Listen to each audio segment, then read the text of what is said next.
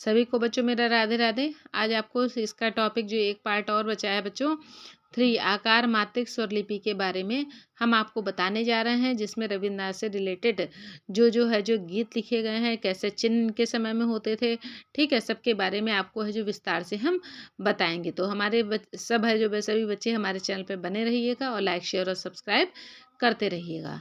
तो देखिए लिखा है इसमें, रविन्द्रनाथ ने करीब 2500 गीत लिखे हैं, उसमें स्वरलिपि उसको है जो स्वरलिपिबद्ध किया गया है। उनके द्वारा रचित स्वरलिपि पद्धति को आकार मात्रिक पद्धति कहा गया है। इस स्वर लिपि के बारे में स्वरों के शुद्ध, कोमल, अति कोमल, अनुकोमल आदि स्वरूप को है जो लिखने का तरीका, गीत का स्थाई, अंतरा आदि के पुनरावृत्ति के स्वर वितान में है जो प्रत्येक खंड के अंतर्गत में निर्देश में है। देखिए ये जो इतने हैं जो उन्होंने स्टेटमेंट बताए हैं, इससे रिलेटेड एक एक लाइन से बच्चों एक एक क्वेश्चन आपका बनता ही है। तो देखते दे रखिएगा, पहला क्वेश्चन आपका क्या बना है कि उन्होंने कितने गीत लिखे हैं, जो सबसे इम्पोर्टेंट है, और उसे है जो स्वरलिपिबद्ध किया गया, और उसके द्वारा इन्होंने आकार मात्रिक में पद्धति किसे कहा गया है। फिर आपका हो गया इसमें है जो कैसे कोमल, कैसे स्वरों का प्रयोग किया गया है, ठीक है, और इनके गाने लिखने का तरीका कैसा है, गीत की स्थाई, अंतरा आदि के पुनरावृत्ति के स्वर है जो वितान में है जो प्रत्येक खंड को अंत में निर्देश के द्वारा बताया गया है। फिर देखिए आकार मात्रिक स्वरलिपि में स्वर के सप्तक के चिन्ह के रूप में निम्न है। अब देखिए इन्होंने कैसे चिन्ह लिखे हैं, कौन कौन से, देखिए मध्य सप्तक के चिन्ह कौन से हैं, सा, रा, गा आदि, इस तरह से, ठीक। मध्य सप्तक में सा इस तरह से, ये देखिए विसर्ग टाइप से हलंत लगेगा, धा में इस तरह से हलंत लगेगा, और कोमल का इस टाइप से ऐसे निशान लगेगा मध्य सप्तक में, लेकिन इनके, ठीक है। फिर ये तार सप्तक के चिन्ह है, इसे है जो सा में इंडिकेट किया है। जैसे विष्णु दिगंबर भातखंडे स्वरलिपि पद्धति के बारे में पूछा जाता है चिन्हों के बारे में, वैसे इनके भी है जो स्वरलिपि चिन्हों के बारे में पूछा जाता है। देखिए इनमें भी है जो निशान है जो बिल्कुल अलग अलग हैं। शुद्ध स्वर का निशान है जो आपका देखिए ऐसा है, कोमल का ऐसा है, गा का ऐसा है, धा का ऐसा है, और नी का ऐसा है, ठीक है। ये स्वरों के चिन्ह आपके दिए हुए हैं।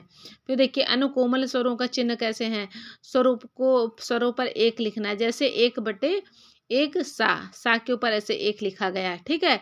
ये कौन सा चिन्ह है, अनुकोमल स्वरों का चिन्ह है। फिर देखिएगा अति कोमल है जो स्वरों का चिन्ह कैसा है, 2 लिखा गया है और सा लिख दिया गया है, ठीक। फिर ताल का चिन्ह कैसे होता है, सम का चिन्ह है ऐसे करके, फिर ऐसे क्वेश्चन मार्क लगा दिया गया है। फिर खाली का चिन्ह ऐसे लगाया गया है इस तरह से 0 का। ताली का चिन्ह कैसा किया, 2, 4, 5 आदि तरह से। विभाग का चिन्ह ऐसे डैश 1 बनाकर खड़ी रेखा से इंडिकेट किया गया है। फिर देखिएगा एक आवर्तन के बाद एक खड़ी लकीर, एक पद के आदि तथा अंत में 2 खड़ी लकीर, पूरे गीत के अंत में एक जोड़ी, जैसे ये 2 इस टाइप से 2 लकीर खड़ी, फिर देखो ऐसे खड़ी लकीर है जो लगाई जाती हैं। फिर एक मात्रा का चिन्ह इसको वाई से इंडिकेट करते हैं, आधी मात्रा का चिन्ह इसको इस तरह से विसर्ग के चिन्ह से इंडिकेट करते हैं। 2 आधी मात्रा का चिन्ह बच्चों स, सह इस तरह से है जो इसे इंडिकेट करते हैं। कर्ण स्वर का चिन्ह माँ ऊपर है जो लगा के धा इस तरह से इंडिकेट करते हैं, और विराम का चिन्ह है जो इस तरह से बेड़ी लकीर है जो लगाकर करते हैं।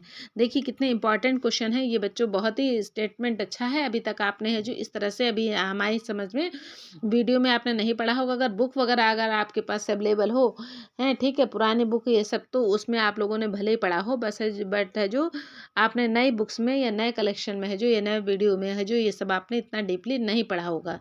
तो इसलिए हम आपसे कहते हैं इसको ध्यान से है जो पढ़िएगा, इसका एक भी टॉपिक इसको स्किप मत करिएगा, क्योंकि बहुत लंबा नहीं है, आप भी जानते हैं।